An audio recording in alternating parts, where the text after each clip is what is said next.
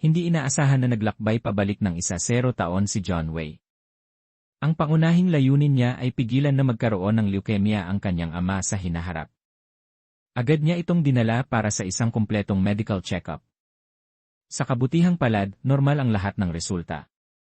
Doon lamang tuluyang kumalma ang kanyang balisang puso. Ngunit sa kabila ng lahat ng pagsisikap na ito, hindi pa rin napigilan ang malupit na landas ng tadhana.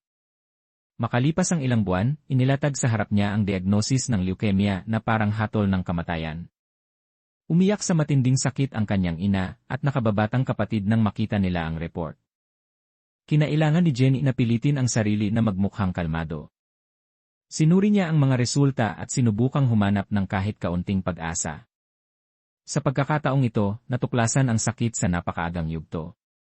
Sinikap ni Jen Wei na maging matatag at aliwin ang lahat, iginiit na gagaling ang kanyang ama, ngunit siya lang ang nakakaalam kung gaano kahirap panatilihin ang ganoong composure.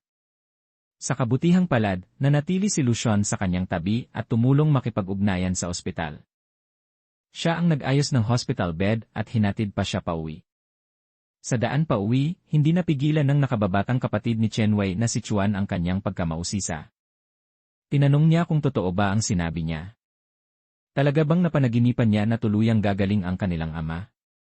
Para mapanatag siya, matatag niyang sinabi na huwag mag-alala, gagaling ang kanilang ama. Ngunit ang mga mapang-asang kasinungalingang iyon ay tuluyang bumutas sa matapang na facade ni Chen Wei.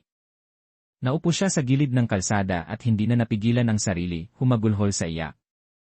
Ang lahat ng lakas na pilit binuo ni Chen Wei sa sandaling iyon ay tuluyang naglaho na parang abo.